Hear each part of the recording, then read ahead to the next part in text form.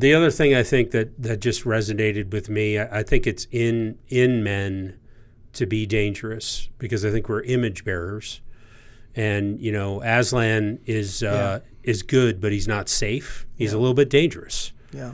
And but he's dangerous for good. So I think that resonates with men. Yeah, the idea of kind of reclaiming words, that's tricky. Mm-hmm. Can be. There's just certain words that are they taste or feel a certain way to people. Mm-hmm. So dangerous is probably one of those. There's a little bit of a fragility to the idea of dangerous for good. But I like what you said about Aslan and how Lewis wrote that. Is he safe? She asks, and no, but he's good.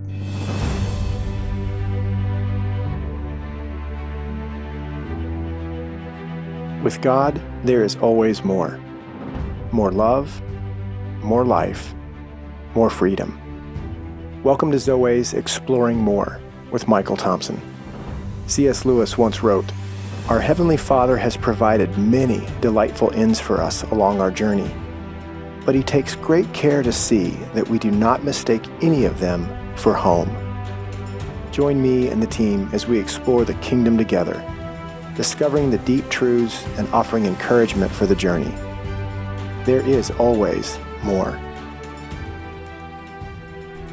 Welcome, friends and allies, to the Exploring More podcast. Hanging out with SJ Jennings and our pens. Matching. He's off camera doing this crap to irritate me. It's like a theme on the podcast now. Yeah. It's become one. What was I? I gave you a war name, Tappy or Thumper or something. What was that? I think is what it was. Yeah. Oh my gosh! But exciting to have this podcast talking about dangers for good.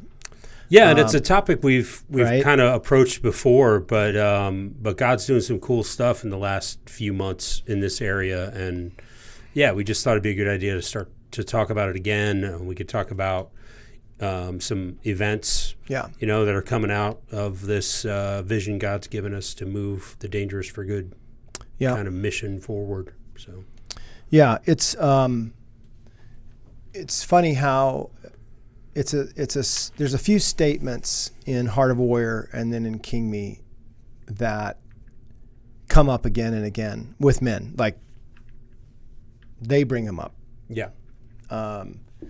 And dangerous for good is one of them that seems to resonate with men. And I'd like to talk about kind of, well, where did I hear that, or how did that come about?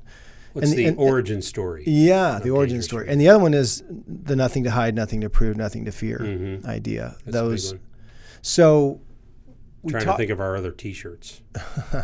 More love, more life, more freedom. More love, more life, more freedom. That's strength and kindness. There are, but those are the top two, and I just from experience and as evidence that there's just something about that statement, that language, that phraseology that seems to connect with a lot of men. Yeah. Maybe not every man, but a lot of men. And I think it's worth exploring why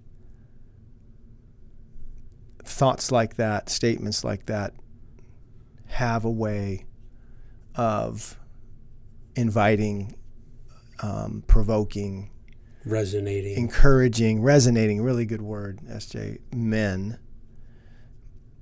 to lean in a bit and say, what did you say? Wait, or what's that about? What is that about? Right. So we want to talk about, like we said before, wait a minute. Yeah. So I want to talk about that. We want to talk about that right after this. Men are seeing higher suicide rates in this country, and I think a lot of young men are actually tough. looking Emotion for the is answer to weak. that Toxic question. masculinity. How did masculinity end up here? Being known for causing harm, being violent, overpowering, and unsafe, and being relationally destructive or relationally absent. This is not who men were created to be.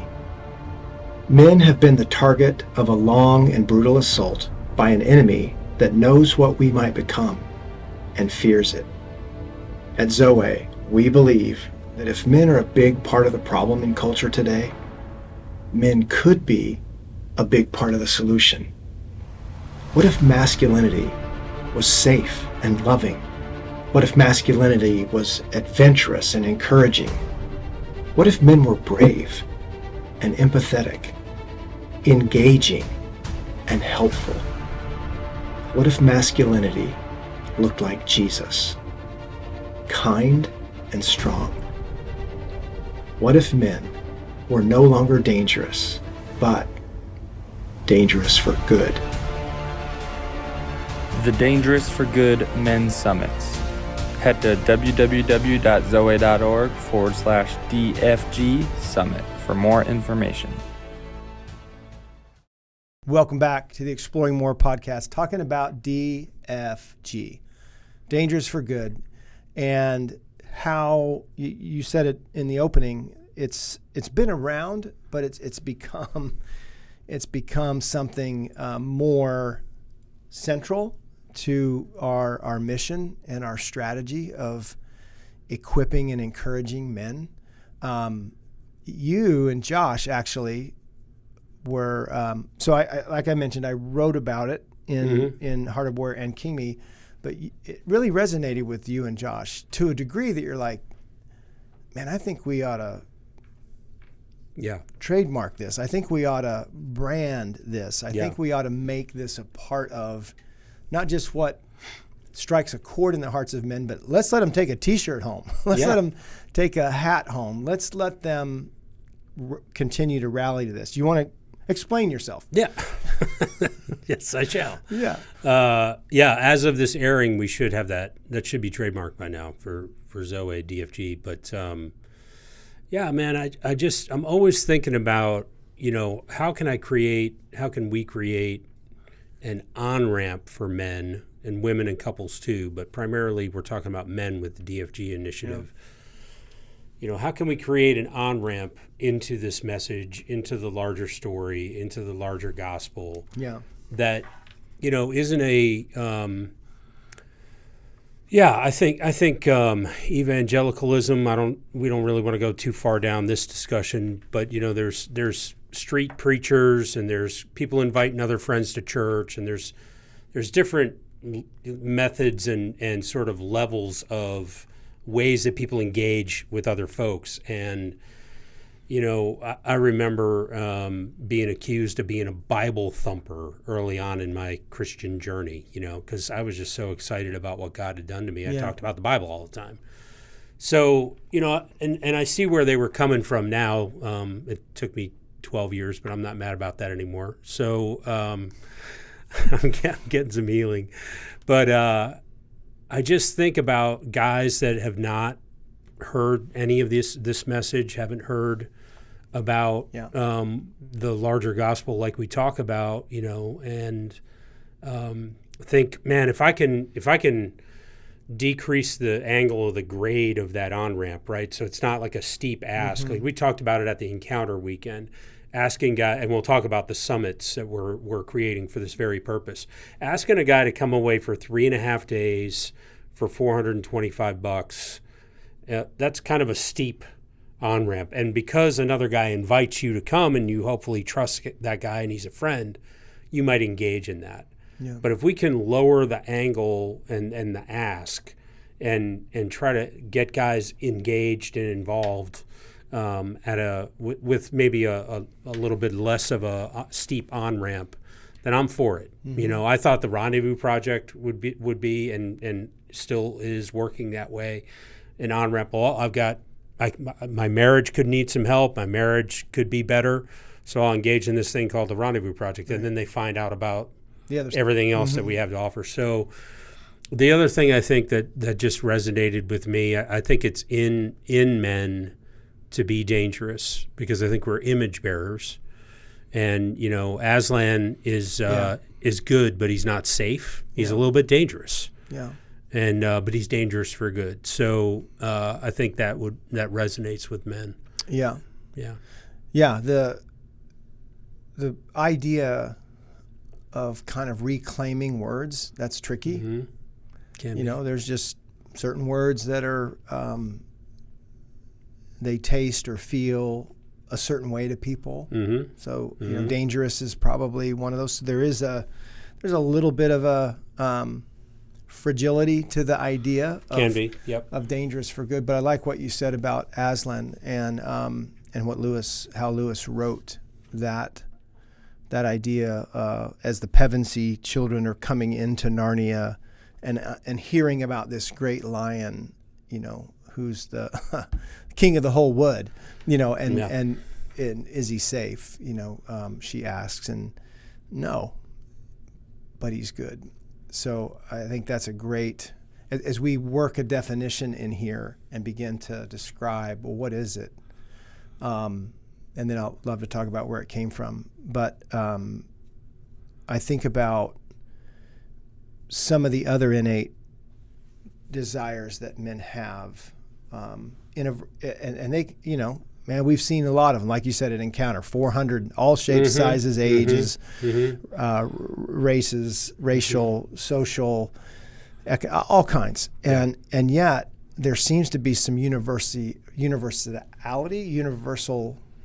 Yeah, trait, a universal commonality, components and pieces to this that I think Dangerous for Good has a way of crossing many of those borders, particularly in what we do and what we invite men to become. We really do start with orientation, and I'm going to get to DFG in just a second, but so much of what missionally and strategically we're about is we were these men who, church going, Bible knowing, and would have classified ourselves a couple decades ago as disoriented. Yeah. Smaller gospel. Church going, small gospel, great. The cross, sin, forgiveness, and kind of just moving in that space, trying not to sin. All right. So to get to DFG, to Dangerous for Good, you've got to cross the lines of disorientation into the spaces of orientation. Yeah, there's training required. And healing and training and validation, all of those things. So that's where it starts, is kind of upstream.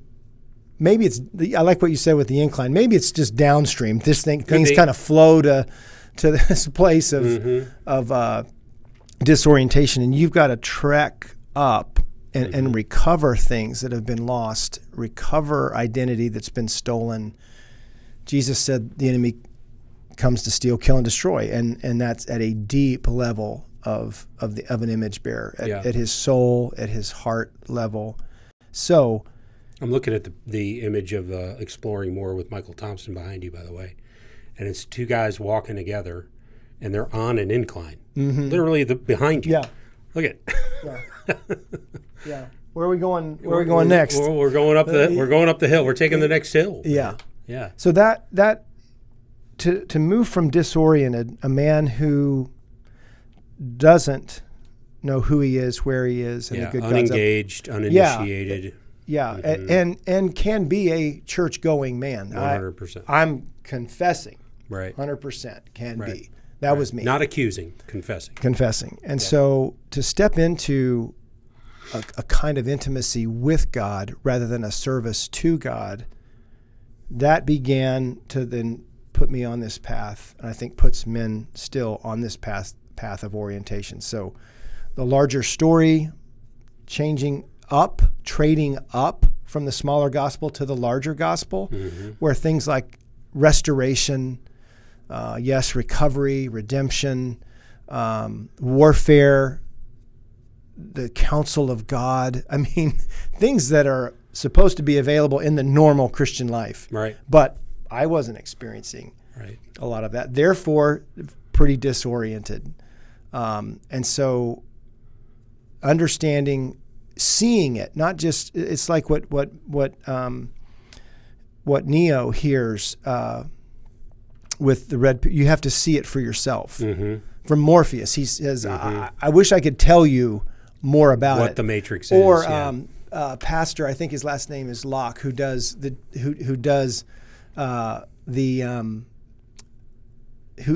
message on Jesus, and I wish I could explain him to you. Oh, That's My King. That's My King. Yeah. That's yeah. My King. Yeah. Great. We'll send a link on that. I wish I could explain him to you. Yeah. And Jesus is a part of this, getting him right, getting Yeah. him in this space for orientation is crucial to us then becoming like him. Yeah. So these are just variables that I think are worth mentioning again, that you just don't get a hat or a t-shirt and now you're dangerous for good. Mm-hmm. This takes an invitation, recovery and restoration, redemption of lost things, to reclaim those with the power and the authority of Christ, wounding moments and the effect of those moments on your life as a boy and as a teenage boy, and even carrying that into along your masculine journey. Yeah, these just make you dangerous. Not dangerous for good. No, just dangerous. Yeah. Because you're living in the small story. That's how powerful wounding moments and wounding messages can be. They literally can have claim on you. It's what the enemy uses to keep you in those cycles of disorientation. And it makes you, that whole cycle makes you unsafe. Not just for yourself, but for others too. I was just listening to the Exploring More, where you had Robin and Sherry on, and hearing Robin say that every woman has a story of interacting with a man in one way or another who was not safe for her. And it's just a heartbreaker, man. So we're trying to, So not just have it be a slogan or a cool T-shirt. It really is a way to live. Yeah. So there's way more behind it. Yeah. It would be ideally, you would want to, if we were selling those T-shirts and selling those hats, I would say, okay, credentials. Papers, paperwork. Are you qualified to wear this? Yeah. To kind of like to own the this? paratroopers in World War II. They blouse their trousers. There's some kind of, you had to earn the right to put your pants in your boots like that. So I think these are great pieces of equipment, uniforms that we can provide at the Encounter weekends, because they're on that path that we're talking about. Where, and I'm jumping into Ephesians here. I first want to hit Corinthians 10, because dangerous for good implies that you're in a battle, you're in a conflict. Paul makes the civil war very, very clear in Romans 7. Every epistle writer makes it clear that Galatians 5, there's the flesh, there's the spirit, and there's results, there's fruit of them. And so, you could read all that stuff, but not know how it works. An oriented man knows how crap works. And knows that it applies to him. Yeah. Driving a car doesn't make you a mechanic. Right. And yet they know things about that car. You have the experience that you can listen, and you just say in the passenger seat, I think your timing belt's off. I'm like, what? Yeah. You hear that? Yeah. No. There's something going on with your rear brakes. Right. Like, what are you it's talking an about? oriented man around vehicles. You watch a basketball game with me. And we have, and you let me freely comment. I will tell you things that are happening. They're like, what? Now rewind it. Let me show you. That play developed before he was even crossed half court. Right. Yeah. So, and seeing those kinds of things is just is a gift that is earned over time under the hood, time on the court, and so I think that this is a very similar thing that you can read a lot about basketball and watch a lot of games, but you may not have that kind of insight that the players, and now we're seeing with Barkley and Kenny the Jet and Big Shaq, they're up there to do just that. It's a very similar conversation to three guys on the couch, who used to play and now they're watching the game. Yeah, you were talking about Brady earlier, and he's about to hit the booth. It's going to be interesting. Manning, Eli and Peyton in their basement. Yeah, ribbing each other like they're brothers, but also talking about the game. Fascinating to sit with somebody who is so oriented into that particular thing, and that's what we're talking about. Those guys were dangerous players. Yeah, they don't give them the ball with 2 minutes left.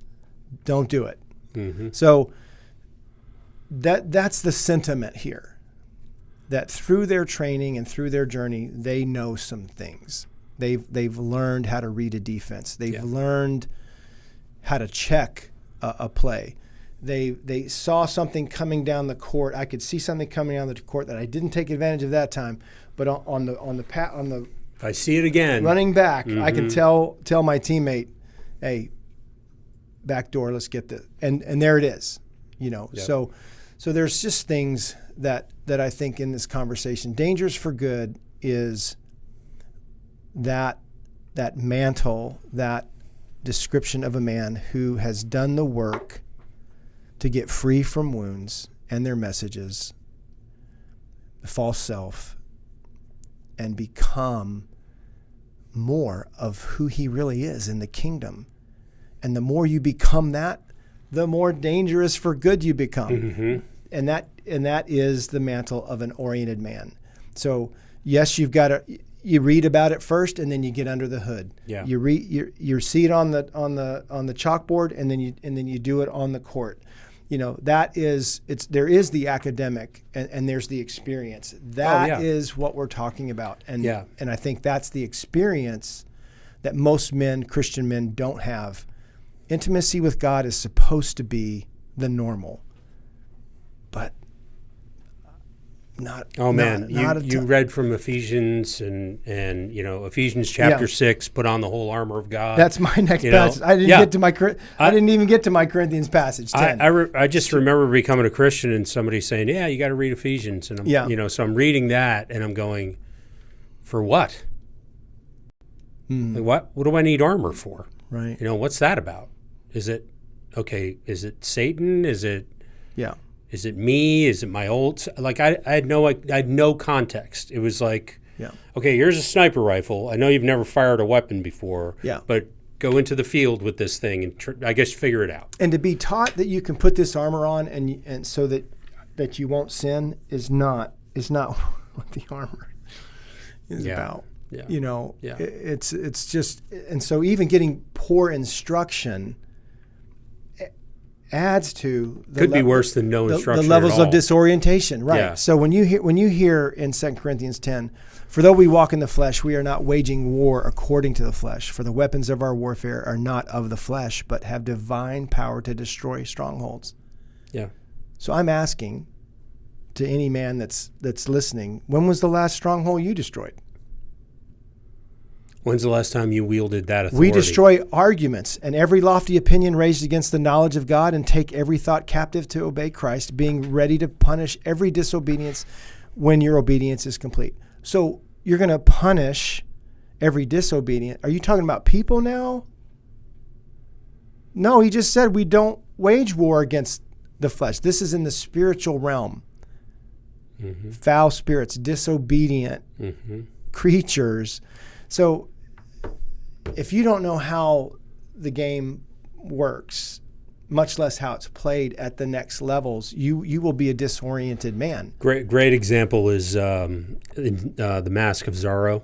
Yeah. Fine. And we've mentioned it before, the Antonio Banderas character. I can't remember what his name is, but he's filled with vengeance, wants revenge for his brother being killed, and he's self-medicating with alcohol also as a side order. Mm-hmm. He sees the guy that killed his brother, and he wants to run after him. And Zorro saves his life, actually, and says, "You would have fought bravely and died quickly." Yeah, that I think we probably mostly stormed the field, without really knowing what we're getting into. And if it's based on if our attempts to be dangerous is based upon our false self, trying to help ourselves, get some kind of healing from woundedness. I'll never be like my dad, so I'm going to do this. If your attempts to be dangerous are based on that, you're going to be dangerous. Yeah. But not against your real enemy. Yeah. You're going to be dangerous for yourself and the people around you and the people that have been placed in your care. Yeah. Yeah, it's great that you brought up Ephesians 6. I'm not going to roll there. That was my next passage. But I want to bring up legendary, modern, just passed away a few years ago, theologian Dallas Willard, author, teacher. He said basically that mostly what God is up to is looking for men and women whom he can entrust his power and authority. And mostly the story of history is men and women being entrusted with power and authority and it not going well. Yeah, abusing that power. Yes. Yeah. So to your point, that's just dangerous. Mm-hmm. But when we understand that much of what Jesus is after is cutting keys of authority, giving him to his friends and saying, now you go do what I did. And I'm with you. I am with you always. Right. So that's not just a comfort for the lonely. That's an empowerment for the danger is for good. Yeah. Yeah. And don't go out lopping people's ears off. Yeah. Peter, well, you did that once. Well, so, you do that once and you learn that. Yeah. Don't do that. That's not what I'm talking about. Let's go and, I love the way that we talk about healing and training being connected so intimately. Yeah. Healing is training is healing. Learning what not to do and getting sick and tired of the same stuff happening and not making progress is a whole other part of why this, I think Heart of a Warrior and King Me, and there's others who are in the faculty, in the university bookstore, I would say, of the kingdom, that like, hey, you need to read that Dallas Willard book. You need to read that John Ortberg book. You need to read that Gary Barkalow book. Mm-hmm. You need to read. That's your training. Yeah, and yet you still have to take those field manuals into the field, and that's where I think a lot of men. Was talking with some men after the encounter. And what I loved about the conversations I was having with them, these are church-going, Bible-believing, and knowledgeable men. And they said, I loved it, though. They said... Oh, Andy Forrester. They said, I didn't know. I love Andy Forrester. And let me tell you what happened when I got home. Yeah. And they saw it, they saw and began to experience God in a different way, their presence in a different way. Andy on this Zoom call with the elder sages talked about bringing a bunch of guys that had just never been taught anything about the kingdom, warfare. They're just read your Bible and try to use the truth there to not sin. Yeah, one of my favorite stories was Dan McFerrin, who said both his son-in-law, which means married to his daughter, and who was the other one? Was it his grandson? His grandson-in-law. Yeah. So the two women married to these guys came up to him separately, he said. And he's telling us this story and saying they're different. Separately, unbeknownst to one another, they had both come. And he's in that beautiful, I use this term, talking about terms that are dangerous to you, but he is the patriarch of that family, and I get the patriarchal society and what men have done there's a corruption to that system. Power and authority. Yeah. So dangerous for good is needed, and to get there, you have to be retrained You have to be healed from your past that is actually operational in your present. And until that happens, you're just dangerous. Yeah. And so to become like a kid running around with a steak knife. Somebody's going to get stabbed. It might be the dog, it might be him, it might, you know what I mean? You're it's just bad. Dangerous. It's not good. Yeah. Hey, so in the minutes we have left in this episode, will you read a little bit or share the story about where DFG came from? Because I don't think all of our listeners know the story, and it's a good one. Yeah. So I had heard it 20-some years ago from a conference retreat that I went to with the Wild at Heart guys, Ransom Hart, John Eldridge, Bart Hansen, Gary Barkalow, Craig McConnell, Morgan Snyder, good men who really, so much of Zoe and the missional strategy and ways in which we move after men, that's where I got treated. That's where I got trained. That's where I got healing. So Bart Hansen was doing a validation ceremony for his son. Now this is 20-some years ago. His son's been a pilot, Navy pilot, I think, Navy, and was going into the Navy. So this was high school graduation, and basically he presents a sword, and the passage that we were talking about just a minute ago, I don't go into that detail in the book, but I want to go into it now. Zephaniah 3, the Lord your God is in your midst, a mighty one who will save. It goes on and says he'll rejoice over you with gladness. But this mighty one, this idea, and that's where Bart, he put that passage on, had it engraved on the sword to give to his son, and said the words, most men are dangerous, but you, my son, are dangerous for good, well on your way to being dangerous for good, and then did a validation ceremony. And, we're hearing him talk about this going, would you do that for me? I want to be validated. That was well before anybody. You got a sword for me? Yeah. And so, anyway, all right, let's get it out there where I can see it. Okay. You want these? You want mine? Yeah. Okay, here you go. Oh, yes. Goggles. In order to recover who we are, we too must wonder what sort of tale that we've fallen into. This is the larger story. We need to see our days in the world as part of, an important contribution to the chapters to come. Tolkien's Middle Earth represents the larger story our own story is in, the context of our days, the where we are. So this is part of orientation, seeing the larger story, understanding you're in a larger story. Only when we grasp this can we align with the author and the story that he is writing. Then, and only then, can we join him in the great redemption and restoration of all things. So the story's moving that way, and that's where my story's moving. Sure. I'm in that current, but I have my own redemptive and restorative work to do to join the kingdom movement of the redemption and restoration of all things. So I think that's wonderful. Then and only then can we be kings who provide and who protect against evil. Kings who are well-equipped, well-informed, and well-trained. Or as my friend Bart Hansen of Wild at Heart put it, men who are dangerous for good. Yeah. So that's where we stole that from. Yeah, with permission. With permission. And Bart was really generous and gracious too. When I remember, it was probably a year ago. I think you called him or sent him a letter or something. Man, is it okay to use this? Yeah, exactly. And he's like, "Go get him, run with it." Yeah, we sent him a hat and some other stuff too. It was fun. And so later, this is what is that?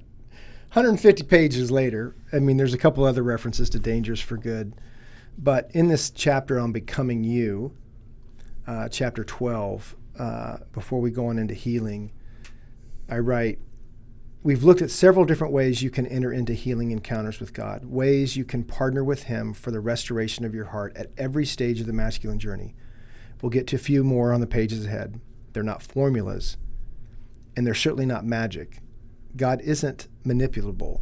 He is, however, responsive, present, communicative, and beyond eager to help you dismantle your false self with its agreements and vows so that you can live in a way that's true to who you really are. And then here's the masculine journey pieces. And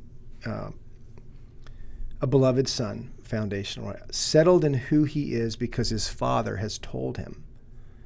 A brave and adventurous explorer, right? Beloved son, now explorer, discovering the wildness of God. A strong and courageous warrior, trained in love to be dangerous for good. A kind and patient lover who has learned both to pursue and protect beauty. A noble-hearted king, good for all those entrusted to his care, and ultimately an elder sage wielding wisdom for the hearts of others. So there's the progression: beloved son, explorer, warrior, lover, king.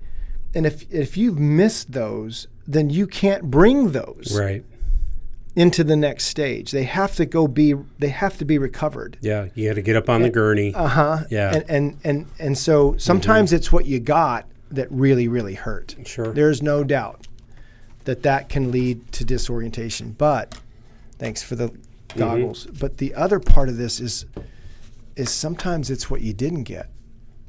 Right. That bears results in ways that are not helpful. I remember hearing a quote from the seminary professor who said, "You cannot impart what you don't own." Mm-hmm. And yeah, that's part of this dilemma. So I want to get to this, kind of wrapping this up, closing it out, that if we're going to see more men become dangerous for good, then we have to see more men become dangerous for good. So the Elder Sage Initiative, the warriors, the kings that are entrusting their hearts to God, and yes, letting us be a part of that experience, that's how I think redeeming generational masculinity has a shot. I'm sure there's some other paths to get there. There's some other offenses and defenses to run. These are just the ones God's given us to run. Yeah.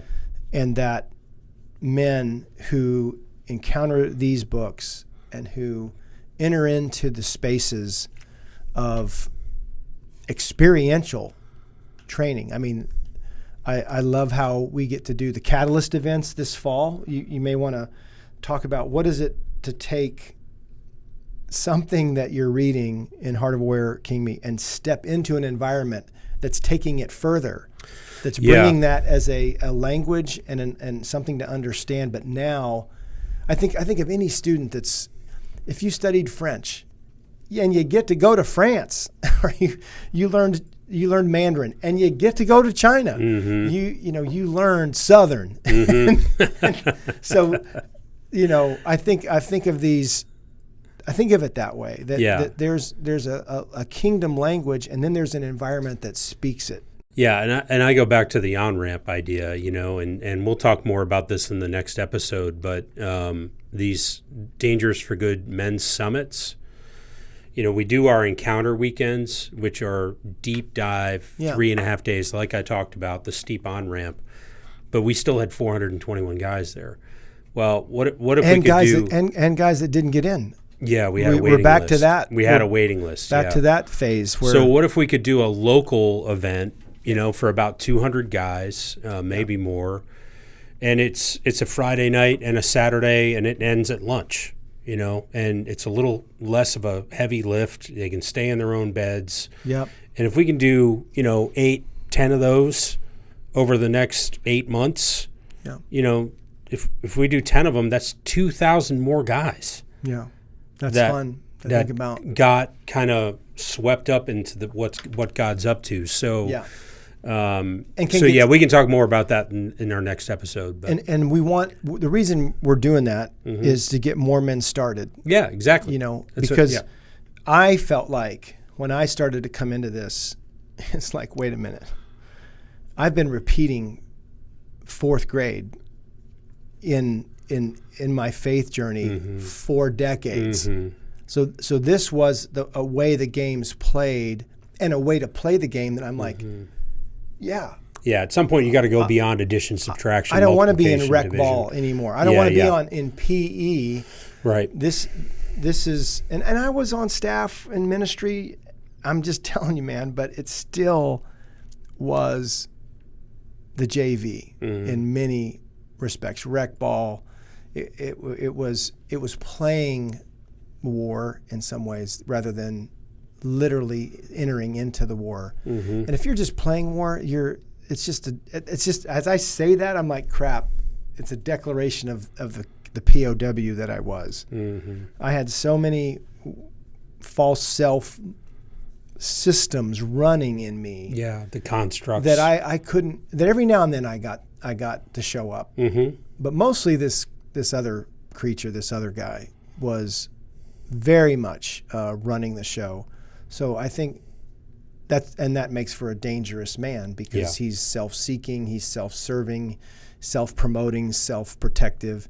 All the things that the false self does. Yeah. And so when you get that, you start getting that stuff off of you, out of you, you're on your way. That's kind of what we put in the books. Right. That's kind of that's very much what we try to help men who want more, because was it you, one of the guys, you or Tom, said, how many of you guys have read Heart of Warrior? And everybody's raising their hand. A lot I'm of them. Hallelujah. Yeah, the vast majority. That's so awesome. Now let's go deeper. You know, let's go into the valley of death and go get what the enemy took. Yeah. So that we can rise into those places now of, all right, it's different. I see how this game works. I see how this war is played and fought, and now that's when the dangerous for good starts to happen. Like you start to wield power and authority, not against your wife or your kids, for them. Going back to Matrix and the Neo, the example that you brought up at the beginning. Yeah. You know, you have to see it for yourself. Yeah. And then Neo becomes a real threat. Yeah. So in that kingdom. And I love it. He gets unplugged. Yep. He starts to wrestle with it. Yep. And then he starts to overcome and become. Yeah. And I think this is the wild way that DFG is supposed to work, and why we're hitting the road with the Catalyst events. Website's up. Yeah, zoe.org/DFG Summit, like Dangerous for Good, but DFG Summit. Yep. I'm sure Caleb will put it up. Yeah, there's some parameters He's there. Good that way. Parameters there for us to hit the road and come to you. Some framework that we're after. Yeah, and as we get folks, signing up for them, we sign contracts with those guys. We'll put those dates and locations up on that same website. Yeah. But to have a less than 24 hours, what is it, 14 hours? Yeah, it's less than that. But to have 4 sessions on this kind of orientation, a session on image bearing and 2 realms, 2 kingdoms, who Jesus is, and what the Father's like, and then step into the 2 realms, 2 kingdoms, your identity in Christ and the glory of your life, the good God's up to, healing, training, so that you can overcome and become. Yeah, that if we got in front of a couple thousand guys, and then they had 2 or 3 friends that they could start sharing with them how this works and what that looks like. That's the movement that we're prayerful for, and that we've seen the vision that God's given us for Dangerous for Good. Hundreds become thousands, 10,000s, hundreds, thousands and that's when we'll see generational masculinity redeemed. That's right. When we got more of us walking around with our heart, head, soul, we're not stabbing each other. And the false selves are they're the ones that are hurting for certain. So Yeah. that'll be a good day. Yeah. So Lord, until let then, it be let's so. keep go. Let's go. That's right. Well, we'll get into more of that in our next episode, kind of, a little more down in the details about what a summit is and mission, vision, and not combined mission and vision there. Vision and strategy I like it. for the DFG initiative. So, man. Well, I would say as we wrap up too, bro, I've watched you journey. I've watched you enter into healing. I've watched you vulnerability. And you're dangerous for good, man. And one I think that is good for men wanting to become dangerous men for good. So always fun to see progress, to see, you hit one that you couldn't hit before. You couldn't even see it. Take a pitch that you used to swing at. Right. I know I'm mixing metaphors. I'm just saying, man, that's when it gets. When you see a guy, you see a man that's been at this a little while. It's important that he knows, you're different. You keep getting better. Thanks, man. Well done. Yeah. So the comment of the week this week, because we like to acknowledge folks that comment on our podcasts, and this is in response to the episode I referred to earlier with Robin and Sherry. Craig Strickland said, as one who just attended Heart of a Warrior Encounter, I saw Craig while we were there. Yeah. This is a relevant, wonderful, and transparent discussion. Thank you, ladies, from a queen's perspective, as well as Michael. You are indeed a blessing. That's great. Yeah. Yeah. No, I think of Eowyn. I just saw this the other day in The Lord of the Rings. Well, because the King of Gondor, that actor died. Oh, maybe that's why that came out. But Eowyn was, she was a niece of Theoden in Lord of the Rings. And she is the one. So her one of her great phrases is, "I'm no mere man," because the Nazgul says, thinking that this helmeted she's warrior all armored up on the battlefield. Like, are you crazy? No mere man can defeat me. And she takes her helmet off. I'm no mere man. Stabs him in the face. I know. Yeah. So I there is a dangers for good in this category, as Craig says. To hear that, to hear the ladies talk about what they have suffered, what they have experienced, and the hope that they have for men. And at the same time, I think I am no mere man. That they have their place in the kingdom too, in this space, and can wield and do wield a power and authority that belongs to the feminine image bearers. That is fantastic. Absolutely. So anyway, we can talk some more about that next time. But hey, thank you, friends, allies, for joining us on the Exploring More podcast. We love the opportunity to encourage and equip you. And if you find this helpful, you know what to do, man. Rates, reviews, likes, forwards, pass it forward. That's all very helpful to this mission. I mean, we do these conversations so that we can be helpful, encouraging to men and those who love them, and try to provide an opportunity for men to keep moving in that healing and training path that we so badly need. So, see you next time on the Exploring More podcast. We hope you have enjoyed this episode of Exploring More. The landing page for this podcast is zoe.org/podcast. That's ZOWEH.org/podcast, where you can find the show notes and various platforms to which we broadcast. You can also find us and the Life of More by visiting Zoe on YouVersion Bible app, Right Now Media, our Facebook page, and Zoe on Instagram and Twitter. Remember, with God there is always more, and you were made for more.